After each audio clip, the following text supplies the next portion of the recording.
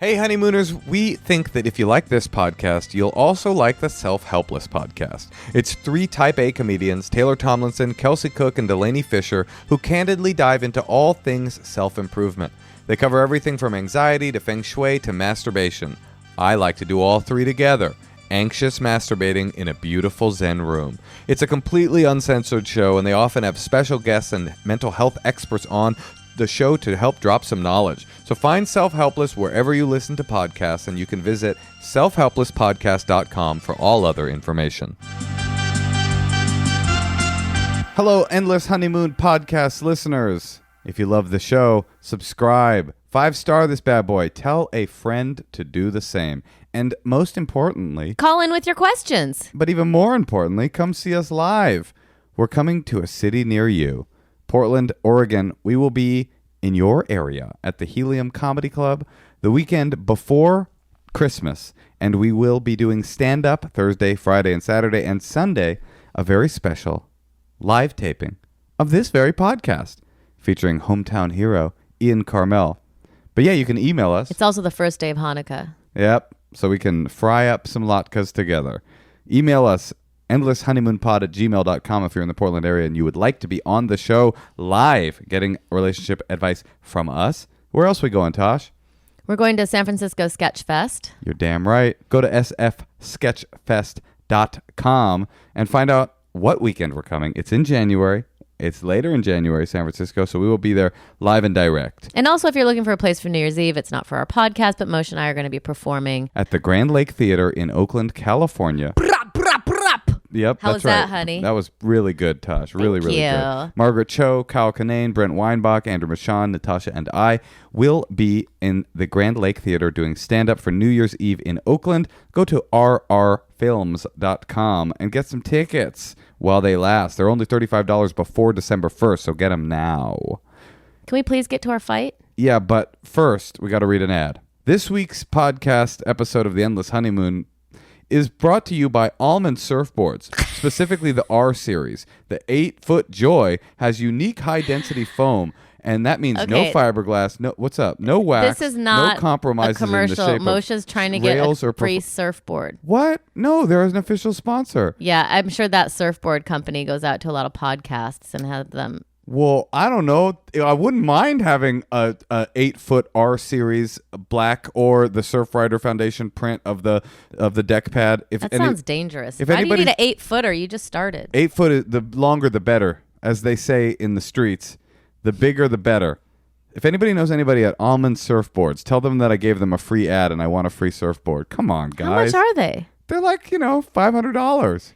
Buy your own dang surfboard. Well, why do that when I can read this ad?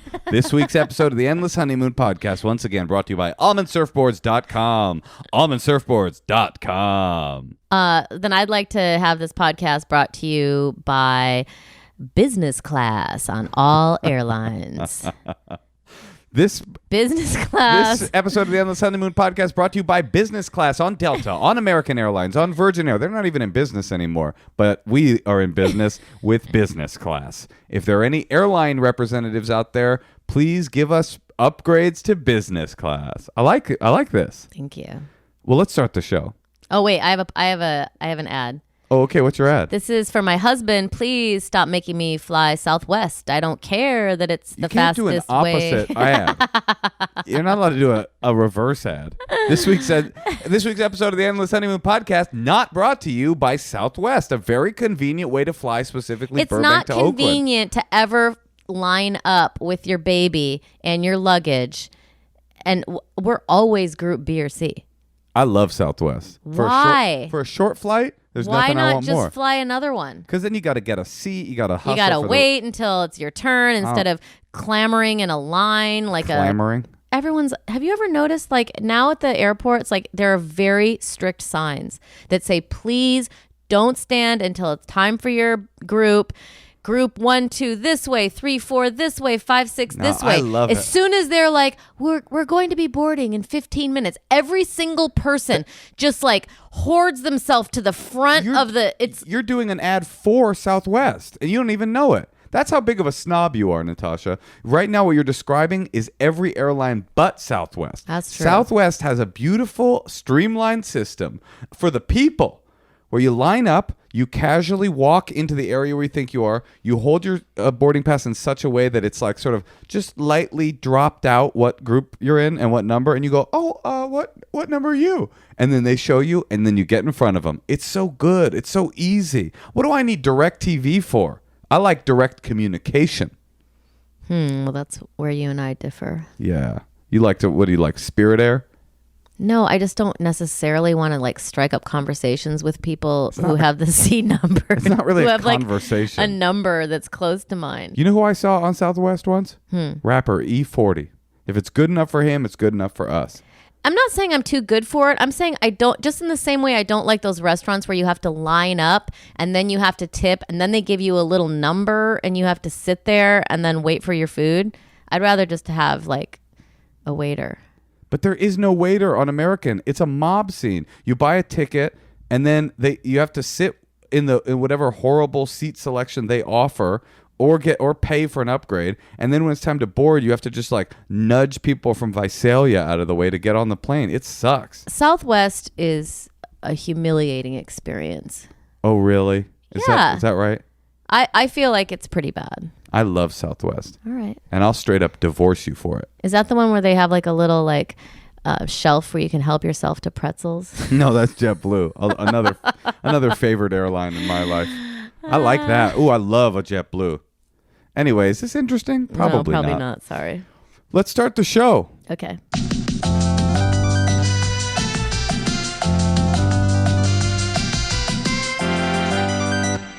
Well, let's start with our fight of the week. Although it seems like we just had our fight of the week in real time, fighting about the most beautiful airline on earth and almond surfboards.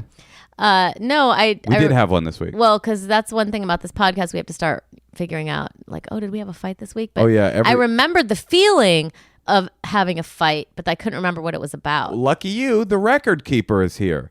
I remember exactly what it was about and the language used. See, the whole language used, that's my issue, because I don't know how to breach things with you, because every time, I want to talk to you about how you keep house, you get extremely upset. Actually, and storm out of the house. Interesting that you mentioned that, because that is the language you used during our fight. I remember I walked in, you were scowling and you were upset about something. I was like, are you okay? I remember I was very sweet. I was like, are you okay? Are you feeling okay, hon? Like, I was concerned for you. And you were like, yeah, I'm good. I'm doing pretty good. I was like, something bothering you? And you were like, yeah, well, I just feel like you won't keep this house clean. I live in a disaster. And before I even had a chance to respond, you go, and I can't bring this up to you without you feeling like you're being attacked and storming out of the house. Well, no one taught me how to manipulate people correctly in arguments. That is an interesting thing about Natasha. She does believe that communication is conflict. Yeah, maybe. And that's something I'm working on. Yeah. I noticed it last week when you brought up the messy house situation. Well, to be fair, your mother was a hoarder. Hold on. Before we get into my mama, I will admit that you're not wrong that when you bring up messiness, it is a tender area of my psyche, and also there were better ways to bring it up. Could you tell me how? Well, you were saying my mother. Your mother's a hoarder. That is true. And you grew up not in a clean house. That is real true. So what's normal to you, like, I don't think you can sense, like, sometimes just to get out of our bedroom, I need to like climb over a computer bag, 6 pairs of boots, and like all your underwear from the week. Well, and then I trip, and it's just like, it's a lot. You tripping on my drawers? But and then I do it too. And I just think both of us, like, sometimes we take things out of the fridge or take things out, and it's like we just never put them back. Well, I wanted to talk about us both doing it, but with an emphasis on how bad you are at it. But you were not really down. Well, okay. So that's the thing. And then you stormed out of the house and went to your show. I did storm out of the house, and then I had made you chili and gotten you cornbread and my favorite pie, as you mentioned in multiple texts on my way out of the house. I did have the nanny make the chili. because my mother was a hoarder, it is not only is it an area of real shame for me when you bring up like mess. You should have the right to bring it up. Of course you should have the right to bring it up. But it brings up issues for me immediately. And also the thing you don't appreciate is how much better I am now than I should be and that I used to be. Like this is I'm actually operating at like high octane compared to what my mother taught me. Well, my mother used to have me vacuum the ceilings. So I guess I am very... My mother used to cry when we threw out TV guides that she was emotionally attached to. Oh my God. That's my nightmare. Your mom sometimes has a minimum of 4 fanny packs on though. No. She'll come over and have like cords around her neck. Like I don't even know where she's getting all this. I mean, she's very she's very into tech. So she usually has like... What's crazy about my mom is that she's actually doing a lot better than she used to. Although she's doing great now. I would not call her a hoarder at all. But you don't notice what I notice because hoarding I have noticed. By the way, my mom wasn't like a dead rat like tampon from 1973 hoarder. She was more of a media stacks. And I remember very clearly I had a firefighter friend in Oakland and he came to my house one time and he was walking down the hallway because our hallway I grew up in a railroad apartment. You know what that is? One long hallway, San Francisco Railroad, one long hallway with rooms off to the side down a long hallway.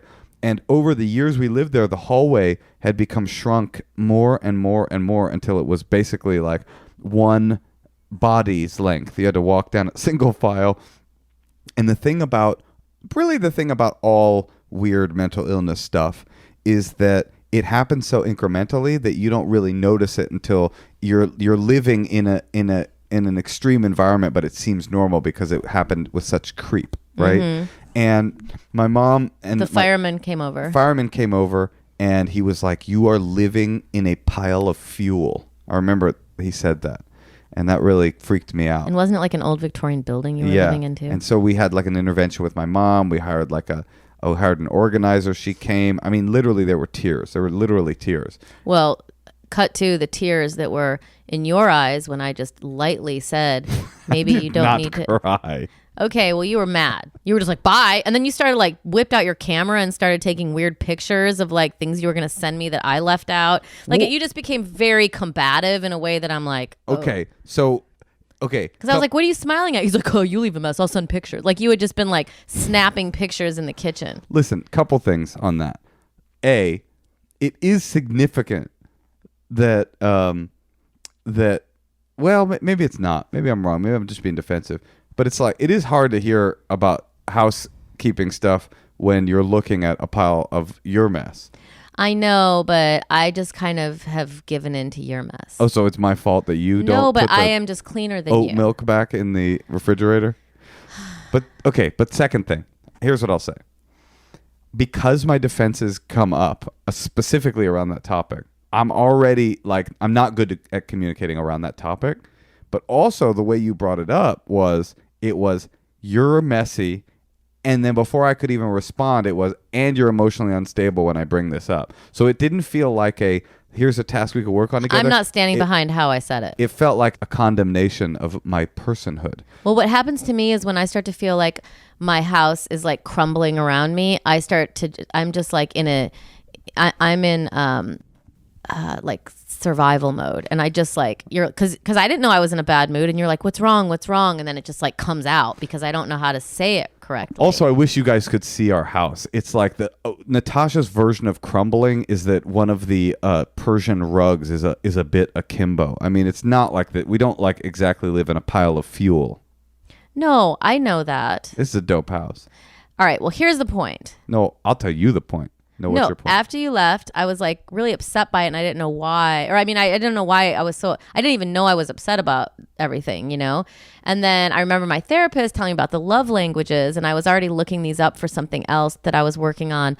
And so there's this writer, unfortunately, I don't remember his name, but you can look him up. But he has these 5 love languages, and he said, my therapist had told me that's how people show love. And so they're touch, words, acts of service, quality time, gifts, and gifts. Those are the 5 ways people show love. Internet gifts, memes, things like that. Like presents. And so I did a little quiz online the night as soon as you left. because I was like, what? Because it's oftentimes the way you want to be spoken to. And I know, basically, but just so you know, while you were doing the quiz, I had 2 shows that night. I know. And I left in such an emotional state. You know, I was so upset that both of those shows I ended up really crushing super hard. Like really, I was really kind of just operating at the top of my game. Anyway, neither here nor there, but that's so what anyway, I was up to. I did my love language test. Yeah. And mine came back acts of service. Right. That's what I want from my person. And then what it said in there is... Oh, can you not call me your person, though? we don't What it talk like said, that, though, is that if someone's making things even more difficult for you, you have a really hard time. And I guess because like my living environment's so important to me that if I'm cleaning it and then all of a sudden the second you get home, it's like there's just... there's impediments everywhere and I can't walk out of the living room and everything's just the surfboard's just thrown in the yard and all the crap and sand and what kind of surfboard was it? It wasn't an R series by Almond Surfboards, was it? 8-foot Joy or the Surfrider deck print? I don't know, honey. They all look pretty stupid to me. Okay, well, I'm just checking. But anyway, then I sent that to you and you were very sweet and then you took the quiz. I did take the quiz because fellas sometimes... I was very surprised you took the quiz. When your lady's tripping, sometimes, fellas, you just got to take the quiz, bite the bullet, do your thing, you know. But it helped me understand that about myself, that like it really is important for me, that someone, my partner, is like doing things that make my life a little easier. Right. That's what I do to my partner. This is what's interesting. I wake up every morning and say, what can I do for him today? Well... Yeah, me too. I know. I wake up every morning. I open Twitter. I inject a little bit of media poison directly into my cerebellum, and then I flip open World Star and I say, "What can World Star do for me today?" No, here's what I realized while I was doing the double crush. That's what I call it when I crush twice. Is that I need? So okay. So you brought the thing up. And I would say you brought the thing up. I wouldn't say it was a great no, it was entry, a flunk. but it was also it's kind of embarrassing for me to have you say you can't handle this, and for me to immediately like prove you correct. Like you were like, and the other thing is you always freak out. And what did I do in response to that? I fucking freaked out. I just like immediately was like, yes, I do, and that wasn't my best moment. I wish I could have not done that.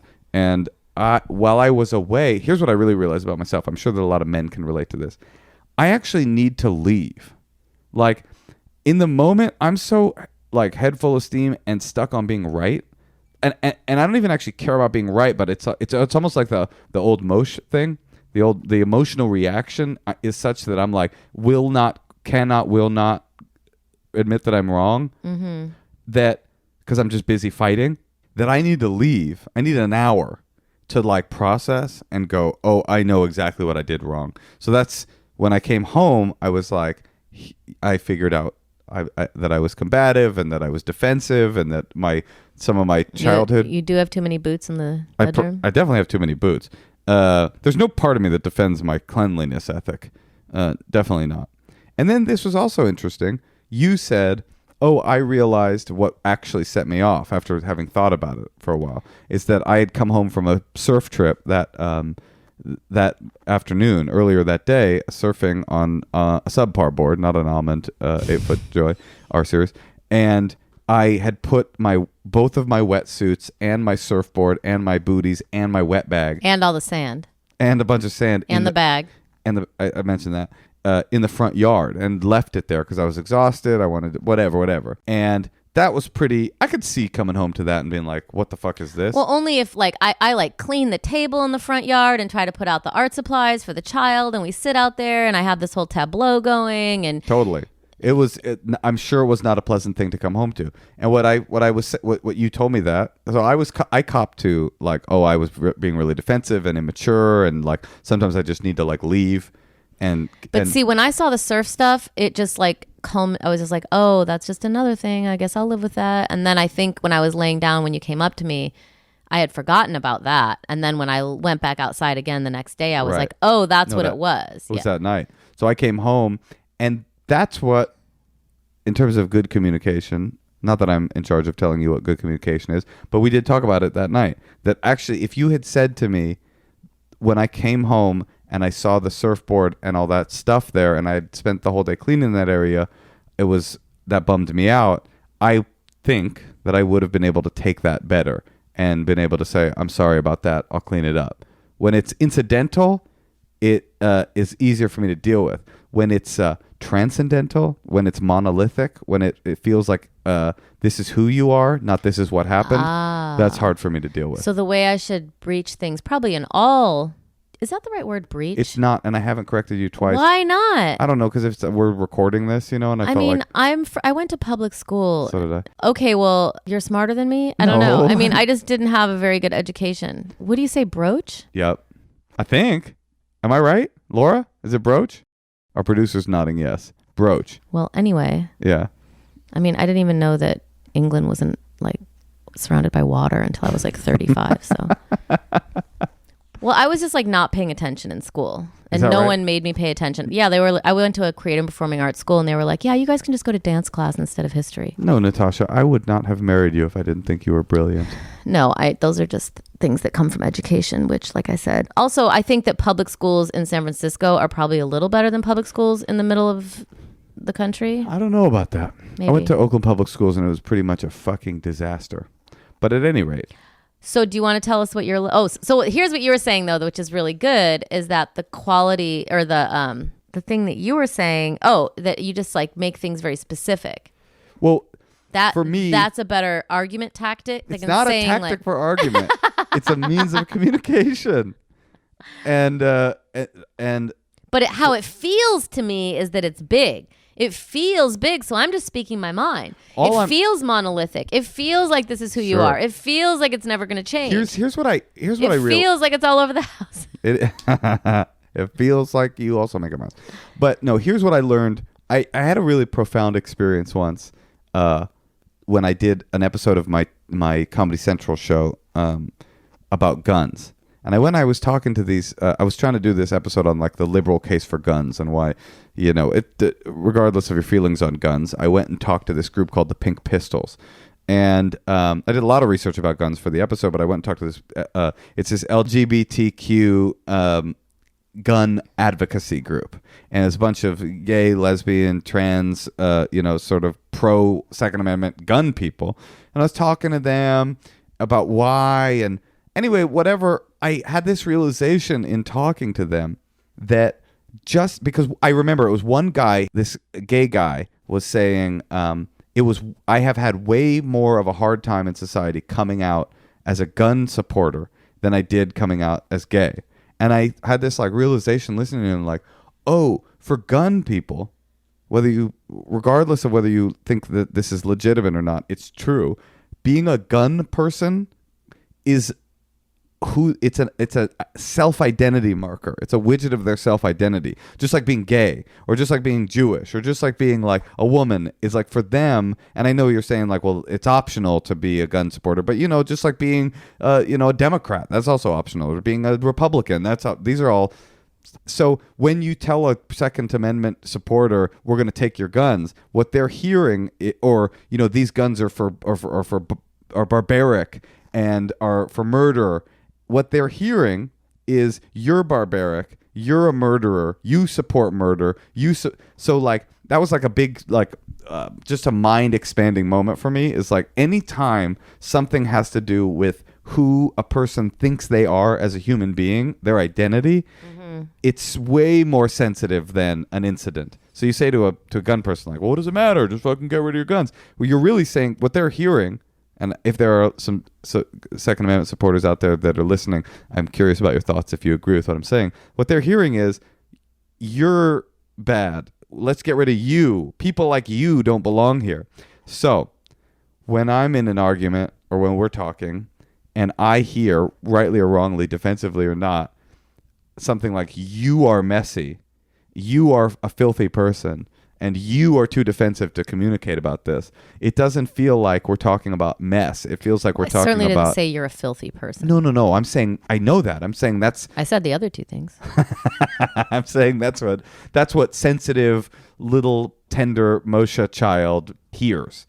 And that might not be a fair assessment of what you're saying, but it's a reality of what I'm feeling in the moment. I see. And so you would recommend. So I respond with no, I'm not a bad person. Fuck you. I'm out of here.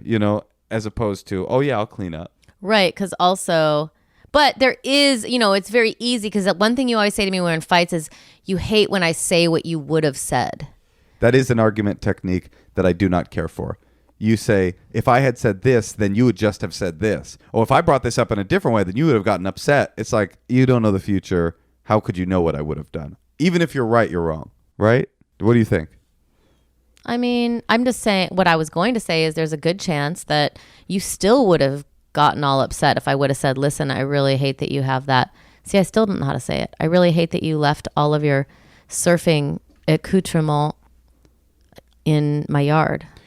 I believe, yes, I don't. And you would have been like, oh, well, I just got there today. Yeah, this is not my favorite rhetorical game that we play, which is guessing the dialogue that I would have reacted to the thing that you didn't say. But I believe that if you had brought up the surfboards, I would have reacted in a less defensive way. Probably that's true. But I will get more specific. And I also believe that I have some work to do. That when you call that stuff up, that I should not think of it as a condemnation of me, but just as a discussion about the mess. But you said, oh, my love language. Did you want to talk about your suggestion, though? I don't remember what it is.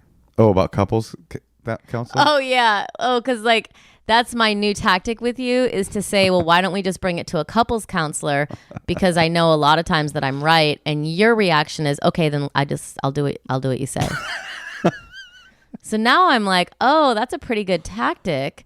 Now if Moshe, because remember that time you wanted to walk the baby to your mom's house against traffic on almost a freeway?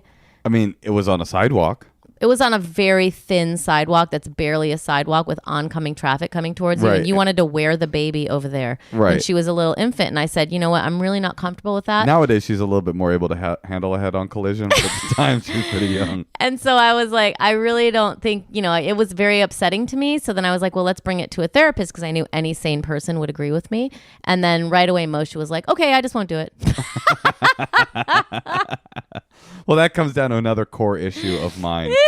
Is that I was force-fed therapy from the time I was 4 years old until I was 16. So you really don't want... I mean, you're very good at communicating. So it's also funny that we do a relationship counseling podcast. And you're afraid of therapy. I mean, I've been to therapy since I was 16. But when I was 16, the state funding of my therapy, that's how fucked up I was. The state was paying for my therapy, ran out. And I had just gotten sober. And I made a solemn vow that I would never go back to therapy as long as I lived. Because I had been in therapy, no joke, from the time I was 4 until 16. At certain points... That's how you know what the word brooch meant. At certain points in that period, I was in therapy, no joke, 8 times a week. That's more therapy than there are days. I get that. I was in family therapy. I get it. Group therapy, individual therapy, and 5 nights a week of rehab. Sounds like it was good for you, though. It was like it permanently scarred me. But then I became 27 or something, and I was still not going to therapy. And I had this other realization. Want to hear another big Moshe pop? Yeah.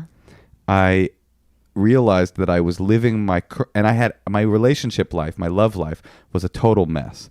And I realized, I am living my current adult life based on a decision I had made when I was a 16-year-old newcomer in AA, fresh off of drugs.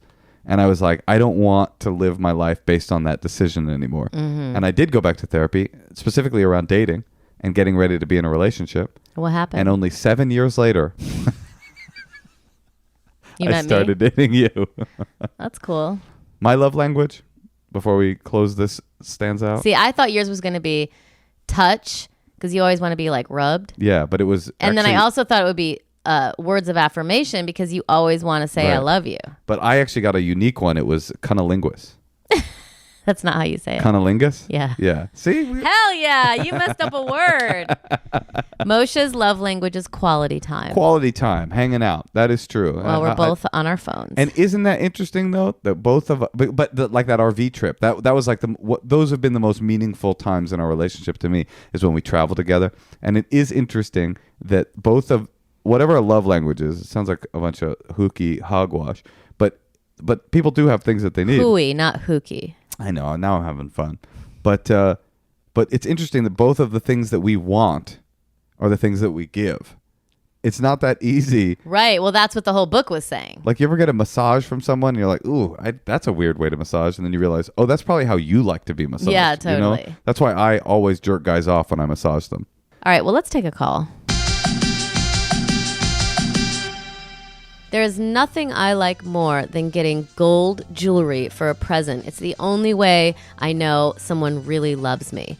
And shopping for jewelry can be hard, but now there's Noemi. Noemi designs and manufactures everything in-house, and they only sell directly to customers. Go to Noemi. They have a 5-star rating and thousands of online reviews.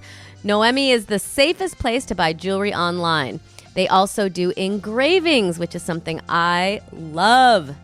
If you're looking for the finest quality jewelry from a luxury brand that you can trust, I wear it. They sent me a bracelet. I love it. Look no further. Go to hellonoemi.com/honeymoon to see their collections and get $50 off your first purchase with promo code honeymoon. That's an even better deal on top of spending a fraction of what you'd pay for other luxury brands. Just go to hellonoemi, hellonoemi.com/honeymoon. And don't forget to use promo code honeymoon for $50 off your first purchase. Hey, you know, everybody is a personal brand nowadays, but if you want to take your personal brand from the Instagram account that you post thirsty pics on to an actual business, well, you're going to have to start running your own show. But you can't do that on your own. Luckily, HoneyBook is here. HoneyBook is an online business management tool that organizes your client communications, bookings, contracts, and invoices all in one place. You actually get to consolidate the services that you're already using, like QuickBooks, Google Suite, Excel, and MailChimp, into one easy-to-understand client. Speaking of MailChimp, you're like a chimp in that you're incapable of running a business without something like HoneyBook. HoneyBook will automate your busy work. They have easy-to-use templates for emails, proposals, brochures, and invoices. They build in e-signatures into your email, and they build in automation to save you time and get you paid faster. Simplify your to-do list. Stay in control with HoneyBook. So right now, HoneyBook is offering our listeners 50% off when you visit honeybook.com/honeymoon. Payment's totally flexible, and this promotion applies whether you pay monthly or annually. Go to honeybook.com/honeymoon for 50% off your first year. If you're feeling overwhelmed with emails and things to do for your business, or overwhelmed at the prospect of starting your own business, make it easy on yourself. Go to honeybook.com/honeymoon. Now we're going to call Olivia from LA. I love that town. Great place to surf on an Almond R Series surfboard.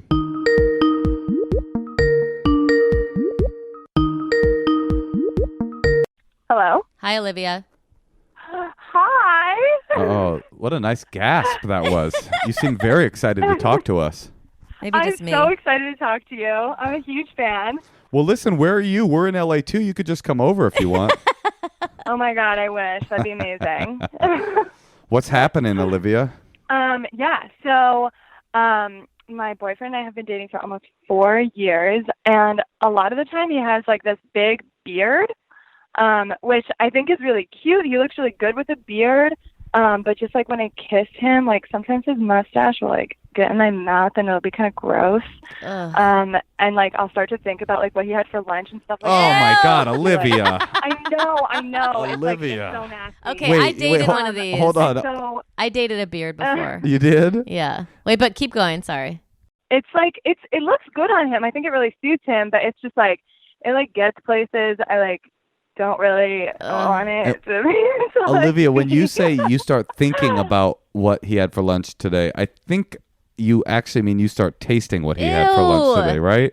Ew. Okay. Well, no, but like I think it like gets in my brain, and then it's kind of like a little bit of a turn off because I'm like, I don't know. Yeah, Okay, nobody wants to think it's not about the best. nobody wants to think about stew when they're making out. Okay, I dated a guy like this, and these beards are very important to them because, sometimes they just look better with beards. Some men do look better with a beard. So you don't want to necessarily talk him into, shaving it off.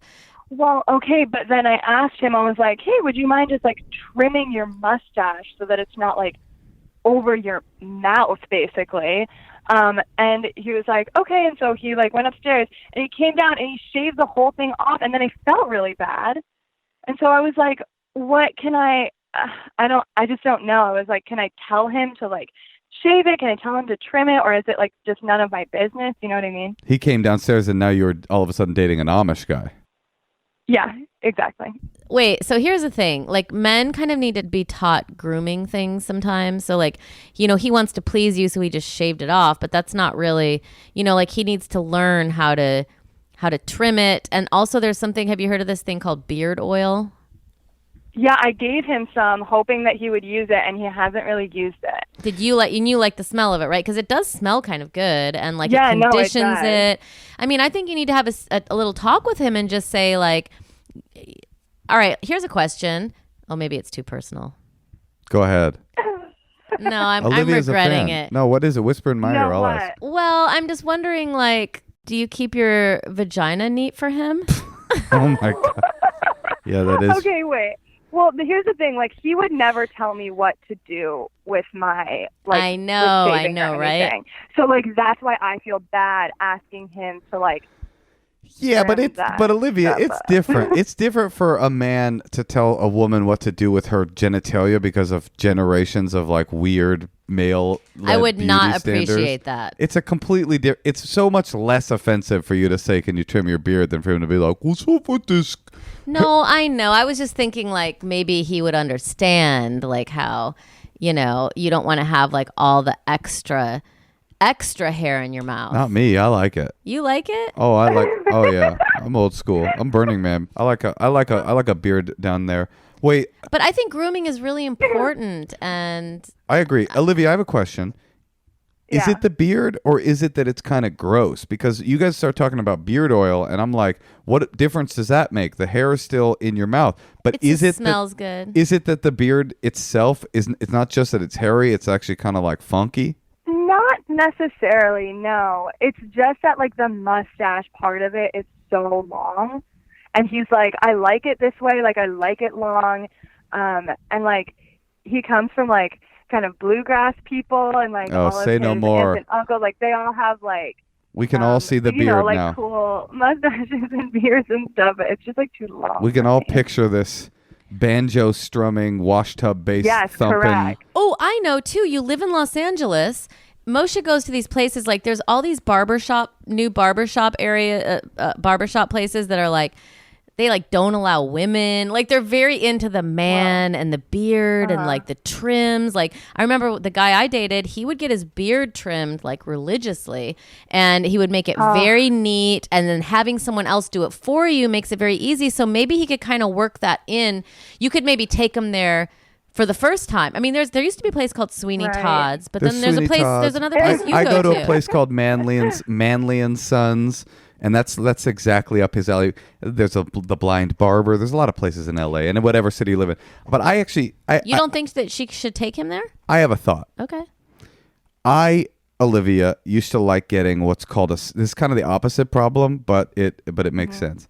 I used to like getting what's called a skin fade, which is that they would give me a fade that would start at skin. And I really loved the way it felt. I loved the way that I looked. Looked awful. And Natasha, when we started dating, in fact, the only time I ever thought you were cute is when it grew out, and I was like, "Oh, that guy's kind of cute." Well, it's basically like a Hitler haircut, and he would have it shaved bald until the scalp or till like right above the ears, and then the hair started. It's how I liked my hair, and Natasha didn't like it. And slowly over the years, I started letting it grow out a little bit. Now I get I get a fade, but I get it at a 1.5. At any rate, I've said that to the barber a bunch of times. I'm like, yeah, well, my wife doesn't really like this. And he goes, oh yeah, none of them like it. I constantly hear this. And basically, men everywhere are growing their fades out a little bit more than for the person that they're dating, if they're dating women. And I think that it's not really a sacrifice, and it doesn't have the same kind of emotional trappings that if a man was to tell you like, oh, you need to grow your hair out, or oh, you need to shave down there. Totally. It's like, I don't think it's that big. Probably your boyfriend is down to trim his mustache and doesn't feel like you're taking his Samson-like wash tub hillbilly music, New Jack Swing wash tub thumping look away from him. He's probably happy to have a woman that's more attracted to him, and probably would be willing to sacrifice a little bit of mustache in exchange for a girl that's getting turned off, not turned on, not turned off by the Reuben sandwich he has slathered on his beard. Now, Moshe, does she tell him that she's not attracted to him when he has the long beard? Because here's another problem. Like, Moshe goes and gets his hair cut every 10 days. He like gets his hair cut all the time. He's always like, I'm going to get my hair cut unless you're doing something else. Okay, yeah, that's not really him. That's like, what I mean. He only goes like when I'm like, hey, your hair looks long. So that's why it might be like, okay, I'll go. It might be nice to maybe schedule a few sessions with a barber so he can kind of learn how to do it. No, I mean, how guy do men wants know how a to woman that he's dating standing behind him giving the barber instructions on how he can look appropriate. I don't want to be like right there. I think, Olivia, you just tell him. He needs to learn how to do it, though. No doubt. I'm sure that he would be down and willing to keep trimming that mustache if it kept you happy and it wouldn't feel like you were taking anything away from him. So just don't tell him I don't like your mustache. Tell him I liked it way better when your mustache was trimmed a little bit, and see how he responds. Right. Also, I have an idea. Are you in love with him? 4 years. Yeah. Okay, so you should play him this podcast. That's a great idea. I might. I really actually might. That's a great idea. Listen, Olivia, if you make the cut, and not every call does, often we cut for time, but if you make the cut, now you're going to make the cut, Olivia, don't you worry. Play him this podcast. That's a great suggestion. Thank you. Okay. Sounds good. Good luck with that. That's hard, and I know it can be kind of gross, but I actually really liked the beard oil. But I think I made the guy who I was dating at the time feel, insecure enough about it that he was scared and he kept it really clean. But I do think that in terms of communication, saying a positive rather than a negative will work so much better. You say, "Oh, I loved it so much more. It looks so good on you. It looks so much better." Like, does it? How did it look, by the way, when he trimmed it? When he like shaved the whole thing. Was it weird? That seems a little extreme. I mean, no. I mean, he like sometimes does, and like it looks good both ways. So. Yeah, just tell him, "Oh, I love that look. Oh, nothing turns me on more than that particular clean upper lip look you've got going on." Yeah. I think you've got yourself a good man, and the beautiful part is he'll be able to sing you banjo lullabies for the rest of your time together. So, ain't that sweet? That's nice. Okay, Olivia. Good luck. All right, thank you guys. Thank you. Nice talking to you. Bye. All right, you too. Bye. I feel bad for her. That's a really hard topic You think that's really hard? to broach. Oh, you nailed it. Really Thank good you. work. Well, I wasn't trying to say that she should cut her pubic hair. In fact, I don't cut mine. But I was just trying to say, like, maybe some guys don't like it. So maybe if he was one of them, she could say, like, it's the same way as you don't like a mouthful of hair. I don't like hair in my mouth. The problem with, you married the wrong man.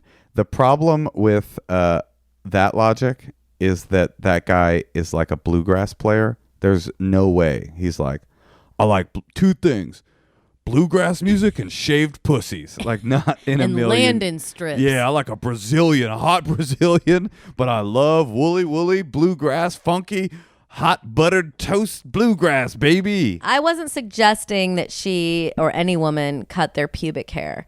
I was just for their man.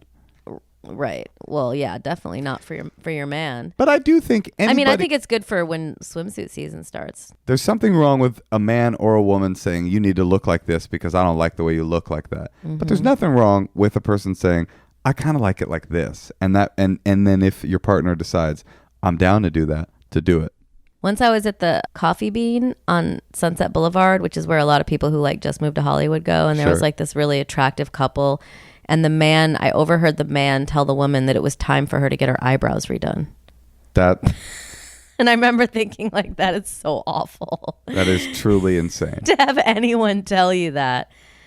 And, I remember once I asked you, I was like, Yeah. Do you like it when I have like a pedicure and you're like, oh, I never noticed, and then I just stop doing it? I'm just not a foot guy. That's my thing. You never look at a person's feet? I've never related to that whole idea of like feet as a part of the attractive package. It's not. I don't care. I mean, your feet are beautiful. I like them, but I'm not. You just think feet are like whatever. They're just feet. I don't go on wiki feet. I know a lot of guys have wiki feet of you. Yeah. And want to come on your bodacious titties. That was a comment that Natasha found in her Instagram DMs. No, you made me check my DMs to see if there was anything free. And there was a guy that said, I want to spray my whipped cream cum on your bodacious titties. I guess that was something free. What? That was a nice free thing. Yeah, you got hooked up from the company that provides whipped cream cum. I'm Italian. I am very hairy, and I need a good razor. Someone sent me a flamingo razor. I loved it. And I have to say, it is very hard to find a good razor, a good anything. There are so many products out there. You have to look for products that have been vetted by experts, doctors, beauty editors, etc. Flamingo. They make body care for women with hair. Flamingo was actually started by a group of women at Harry's. I'm sure you all know about Harry's. Maybe your husband or boyfriend uses them. They come to your door and they realize they were only using men's razors because there wasn't an option that felt right for them.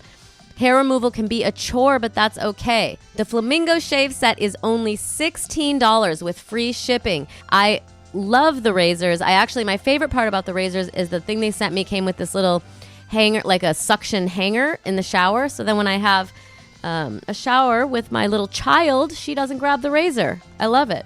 Think about it. You probably spend more than $16 on razors and blades already. With the Flamingo Shave Set, you can upgrade for less or the same as you're paying now, including the parts you skimp on, like shave gel and exfoliating lotion. They even send you a shower holder. That's what I was talking about. Flamingo's Shave Set features their award-winning products for just $16, and it ships free directly to your door. If I were you, I'd try the Flamingo Shave Set. It's a $22 value for just $16 with free shipping today when you visit shopflamingo.com/honeymoon. That's right, visit shopflamingo.com/honeymoon. You know, what I always say about meat is that when it comes to it, quality matters. I try to limit the amount of meat that I eat, but I still fall victim to the temptation to eat the flesh of an animal.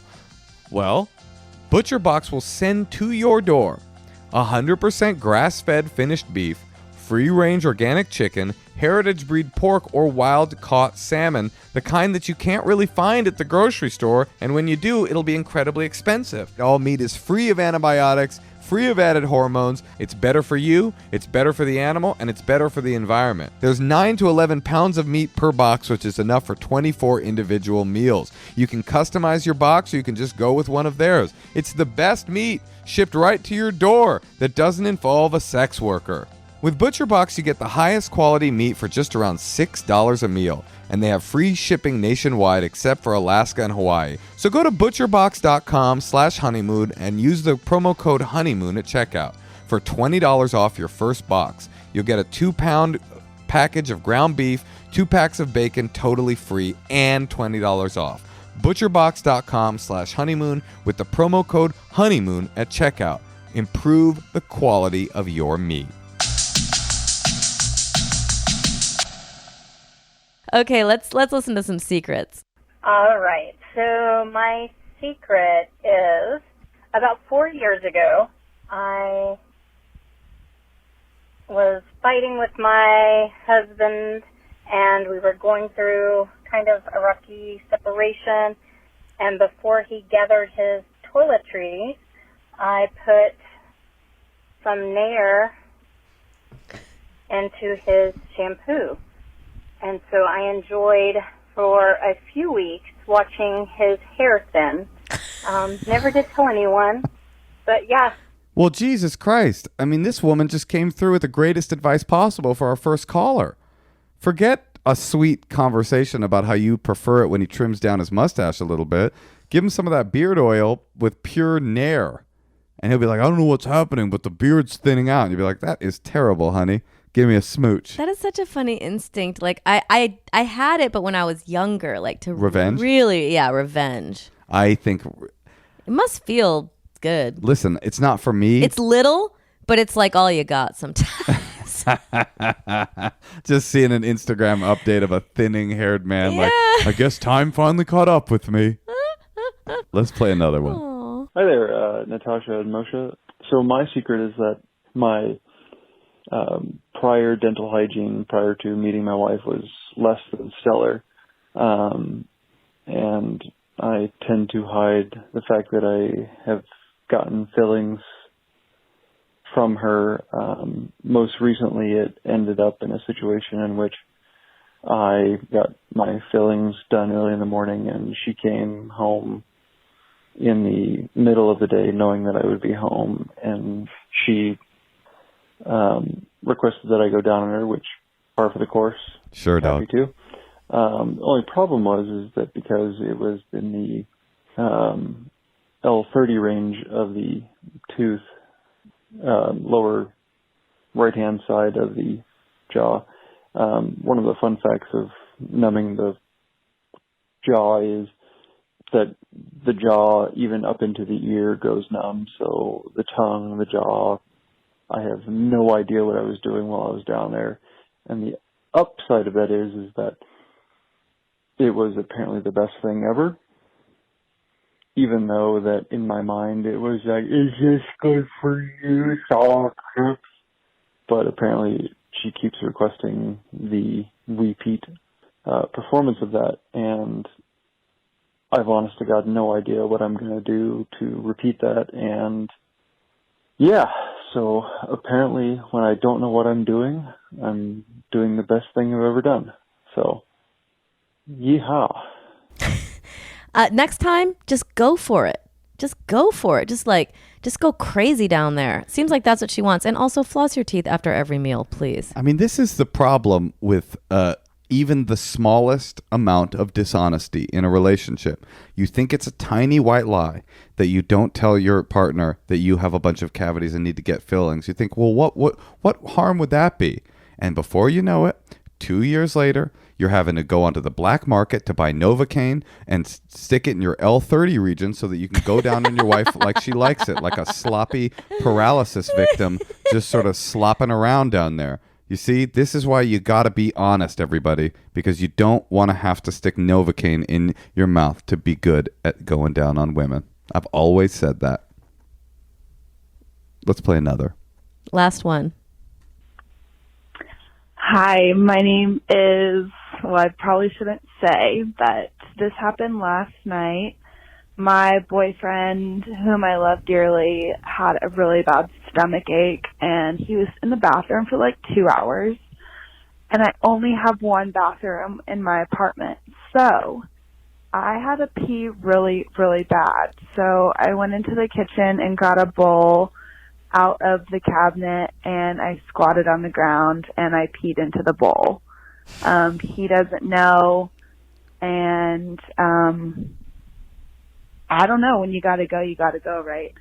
So anyways, thank you, bye. I don't think that's a big deal at all. The things we do for love. No, this just sounds like a down-ass girl. She's like, my boyfriend is in the bathroom having 2 hours of chronic diarrhea, so I'm going to go in the kitchen, take a big hot piss in the salad bowl. I mean, I wouldn't have done it in a bowl. What would you have done it in? Well, I do it like when sometimes, I probably shouldn't say this. Now I'm curious. Well, when I'm on the road with my daughter and you're not here, I have her sleeping in the bathroom. So sometimes I'll get home from a set and I don't want to wake her up in the hotel room. So I've peed in a cup before. Really? I mean, Natasha, she sleeps through the night. I know, but just having her wake up, the idea of her waking up and me having to put her down after I did 2 or 3 shows at a night, I'm like, I can't deal with that. And what's happening with the baby while you're at the shows? She's just in the bathroom? No, it's like when my mom's in town, so she's already watched her, like in the hotel room next door. See, I didn't want that to be the case. I love the idea of you leaving our kid in the bathroom alone, no babysitter, going out for 2 shows, coming home drunk, pissing in a cup, putting it out. It's like leaving Las Vegas. I wasn't drunk. I was just like not wanting to, wake her up. I've peed in a bunch of bottles on a long road trip. That's the advantage of having a penis. Pee in a bottle on a road trip. Peeing in one of those paper cups that they leave you for coffee is pretty easy. All right, I'll try it sometime. I mean, I guess that was my dark secret. Well, we know who it was from. And now I'm turned on. So let's start this podcast. I'm going to go have you pee in a cup. What's the one thing you think when you drink water? This is good, but I wish it hydrated me more. Well, that's why they invented Liquid IV. It's the fastest, most effective way to stay hydrated. If you want to drink more water, well, Liquid IV hydrates you 2 to 3 times faster and more efficiently than water alone. Take that, God. Fuck off. It's got added bonuses of vitamin C, B3, B5, B6, and B12. Be good to yourself and get some Liquid IV. It's the fastest growing wellness brand. You can find them everywhere, even at Costco. Get yourself a gross of sweet Philippine mangoes and 5,500 packets of Liquid IV. So listen, I love Liquid IV and I know you will too. Right now, my listeners will get 25% off at liquidiv.com when you use the promo code honeymoon at checkout. 25% off anything you order on Liquid IV's website. You're already buying bottled water. You might as well buy a packet to pour into the water to make the water even more water. Go to liquidiv.com, enter promo code honeymoon to get your savings on today. Liquidiv.com, promo code honeymoon. Don't wait. Start hydrating properly today. Let's do another call. Okay, we're going to call Michelle in Edmonton.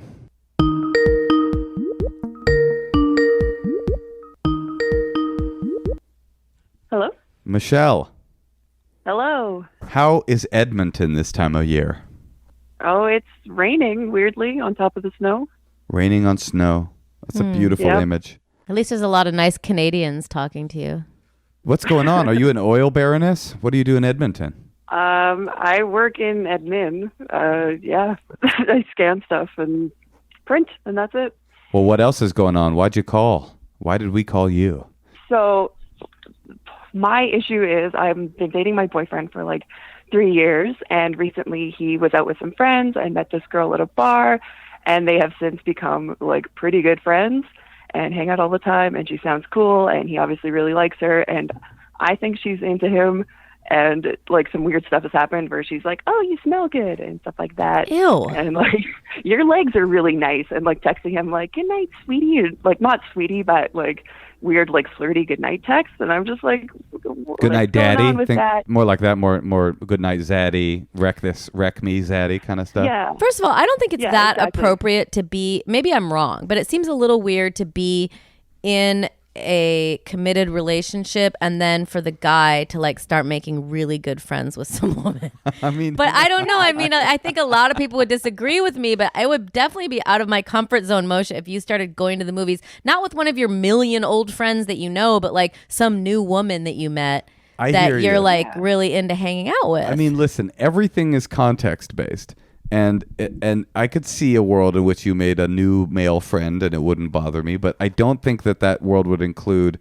I met this great guy at a bar with my girlfriends last week, and we're going to start going to movies together and texting each other good night messages. I mean, that's the problem, because it's like jealousy is really a hard thing to deal with, because like there's so much of it that you're like, is this in my head? Am I being crazy? Am I psychotic? I just need to be confident. But then there is like, you know, your gut instinct. And what is your gut saying? If your gut's like, this seems weird that she's texting him at night. And I've definitely experienced a lot of jealousy in my life. And someone told me once that it's like, jealousy is like you're roasting, you know, your own heart on a fire, and you're just turning it. And so it's like you are really making yourself miserable by succumbing to it. But at the same time, you want to protect yourself, because if he is kind of trying to like get out of the relationship, and if he's not doing his part to make you feel loved and secure, then, you know, you've got to address that. Yeah. Well, speaking as a guy, like, I don't think there's anything wrong with what your man is doing. I think it's cool. No, it sounds really sketchy to me. I don't think it sounds that sketchy yet. I mean, here's the thing. Moshe has tons of friends that are women. He always has. I had a Canadian guy I dated. He had the same amount of women friends as Moshe does. Like, they were like some of his dearest friends. They gave him presents. It was just like a thing. But then I dated a guy who was a comedian, and he was like, I've never had a woman friend. I would, you know, he only thought women should be fucked. So like, I do think there is something really nice about being able to have, male and females being able to be friends. It seems very evolved to me. I 100% believe in male-female friendships. Because you don't look at women as only a fuck toy. But I don't know about that, but I do think that there's something odd. Like what my original... Like, I'll tell you who doesn't have any female friends. My dad. Uh-huh. You know what I mean? Like, he has a wife. He's cheated on his wives. He's just like, women are like women, and they're there to I don't know. What? Have sex with. Yeah. Good old Not for friendship. Good old Johnny. I'm just saying it's like a... No, here's the thing. Generation thing also. When you first asked about jealousy, my instinct was that jealousy, much like guilt, is a absolutely useless human emotion. It is just drinking poison, and there's no point to it. It's an ugly, gross, nasty feeling, and it just corrodes relationships. And a lot of times it's unwarranted. You can talk yourself into the worst possible. Right. All of a sudden your creative energy is spent, or your free time is spent, thinking up the worst possible scenario. And I agree. And I, as a result of feeling that strongly about jealousy, I really don't have any the slightest bit of jealousy. That's just not who I am. Believe me, I tried to make Moshe jealous. That said, Olivia, there's a difference between not indulging in the ugliness of jealousy and not paying attention to something that is alarming. And if you're feeling like your spidey sense is going off and you don't feel like you're just being insane, then not being jealous doesn't mean ignoring the circumstances of your relationship. I don't love this text thing. Well, I'll tell you what I would do if I were you, but it's bad. What is it?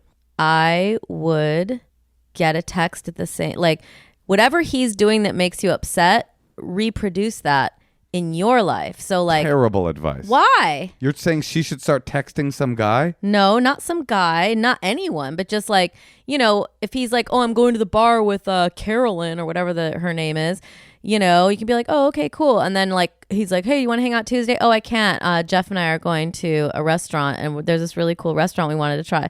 That's what I would do. And he'd be like, oh. I think this is terrible advice. Well, it works. What do you think? I would like to know, Michelle. What do you think of that idea? A retaliatory That makes me nervous. I feel like it's I don't think it's her style. Problems. I think we've also sort of worked through it and talked about it a bit. So I'm just how do I stop myself being having that jerk reaction every time he hangs out with a How many times is he hanging out with this girl though? Less now, but when when weekly? they first started hanging out, it was a lot, and wait. When you say we worked it out, can you explain what happened? You guys talked about it. What was the resolution that you came to? Basically, I'm really conflict averse, so I was kind of trying to just pretend I was cool with it, and he was like, you need to just tell me if this is making you uncomfortable. But I still, so we talked that out, but there's still stuff that I get this gut reaction of oh my God, this does not feel right, and how do I talk about this without making it some huge fight and being why can't you I hate the idea of being you can't have any female friends because that's garbage, but the problem to me is it's new female friends, and it's I don't know, I just feel everyone works so much and we're all so busy, and your time off, it's are there times when you want to go get dinner with him, but he's hanging out with this new female friend of his instead? Yeah, for sure. Let me ask you another question. That would make me very unhappy. Does he have other female friends? Does he have? Yeah, he definitely does. And do any of them make you feel insecure or uncomfortable? Not really, because I've met them, I think, is part of it. You haven't met this girl? Just exists, and I've never met her, and... Yeah. I'm sorry. What? You've never met her? Okay. Oh my God. Michelle, no, honey. Yeah. She should be retaliating. You should be doing exactly what I'm saying. Don't retaliate. That's just an immature response. But you should be. This doesn't feel. Why can't she come with? Why can't she meet the girl? This doesn't feel kosher to me. Forget jealousy. Yeah, that was sort of my thing of like, Yeah. can I meet her and like see how you guys are together? And what did Maybe he that say? would calm my fears, but that has not happened. What did he so say? It's just like, oh yeah, maybe, and then it never happens. So. All right, Michelle, I think I have a very clear idea of what you need to do here. I don't know. Okay. I don't know if this guy's being unfaithful or not. I have no idea, obviously. But you said, can I meet her? And he has avoided allowing you to meet her. It's very simple to meet someone. That is, especially someone you're so close with that you text, good night, sweetie. It could be, hey, tomorrow, let's all get together. So this doesn't sound like a jealousy issue. This sounds like paying attention, waking up issue. Mm-hmm. And it's very simple. You say to him, oh, you know what? Actually, this does make me uncomfortable. Just this relationship, not your relationships with female friends in general. And name them. This one in particular makes me uncomfortable. So if you wouldn't mind, can you put just a quell on that relationship for 3 months? Can you stop hanging out with her and texting her for 3 months, and or can we all get together? And if he avoids both of those things, then something is not good. That's true. That is a great, Moshe, that is a great bit of advice, because you're saying it to him, you're giving him the two options, and I mean the thing you just have to look out for is for him to say, okay, I won't talk to her, and then he still does. Then it's weird. Well, then you'll figure that out. I mean, to me, this you really have to say this though, and I know it's hard. This sounds sketchy, and I know you're conflict averse, but you're already in a conflict whether you know it or not. It just happens to be a conflict that you're passively accepting rather than a conflict that you're getting involved with. And you won't sound like a little bitch, because you're going to be like, I totally respect your relationship with Annie and Sarah and whoever else and all the other people you hang out with, and really compliment him, and I love when we hang out, but I've talked to some friends and it says something just doesn't feel right to me. And I got a third suggestion. Yes. If he's like, you're being crazy, which I have a strong feeling is what he's going to say, you say, you know what? Maybe you're right. Maybe I am being crazy. I can't tell if I'm being crazy anymore. So if you won't do option A or B, let's do option C. Let's go see a couples counselor and get a neutral party to weigh in on whether I'm being crazy or not. And then if he's anything like Moshe, he'll just do whatever you say, so he doesn't have to go to couples counseling. I don't love this relationship between this young lady and your boyfriend, and I think as conflict averse as you are, you got to get into the fray because it's your life. And it's going to save you in the long run, because you could stay in a relationship for another year and a half that, isn't kosher for whatever reason. So, that is, the questions you will ask him will work as a catalyst to either get you guys closer or break up the relationship. Or you could do what Natasha thinks you should do, which is find a nightclub in the hot streets of Edmonton, find a beautiful greased down Latin lover, and just start an affair. And That's not what I was saying, but just make out with a rig pig and hang out. What's a rig pig? Oh, that's some oil shit. A rig pig. Oh my God. Yeah, you need to start fucking a rig pig and use some of that petroleum that you guys are strip mining the earth for. Oh, I love this. All right, well, good luck. Will you let us know what happens? Have that talk. I know it's hard, but there's never a good time to do a bad thing, so you have to have it. Do it. You owe yourself. Love yourself. Okay, have the talk. Okay. Almond Surfboard, our series. Bye, Thank honey. you so much. I wasn't saying that she should go meet some other guy. I was saying she should make it seem like she's as busy as he is with the same situation, so he could realize. I don't think dishonesty or retaliatory mind games is ever a good idea in relationship stuff. Oxygen is the best disinfectant, not more obscure covering your tracks and playing a game. I just don't think so. All right. Well, write in. Tell us what you think. No man thinks it's right for a woman to No woman is going to agree with you. That is terrible advice. I got you to pick me up at the airport once from doing that. What did you do? What did you do? I said I was going to have one of my friends pick me up. No, you did not really? Mm-hmm. Okay, maybe I'm wrong. And you were like, no, I want to come pick you up. You should try that now. I'd be like, that sounds great, honey. Who's going to do it? That sounds beautiful. Oh, really? Thank you for listening, and come see us live. And if you're lonely out there, get yourself a rig pig. And you can call us, too, if you want to leave a secret. Our phone number is 213-222-8608. You can also email us, endlesshoneymoonpod@gmail.com. You can email us a secret. You can email us a request for live relationship counseling on a phone call. And also, if you live in Portland or San Francisco, you can say, I want to come up on stage. You'll get into the show for free, and we'll just roast you a little bit. But this has been fun. I'm at Surfboards. Looking forward to hearing from you. Tosh, I'm going to try and keep the house a little cleaner and communicate with less defensiveness, and lest you find love in the arms of a rig pig. Because you know what? That would hurt. You know why? Why? I love you. I love you too.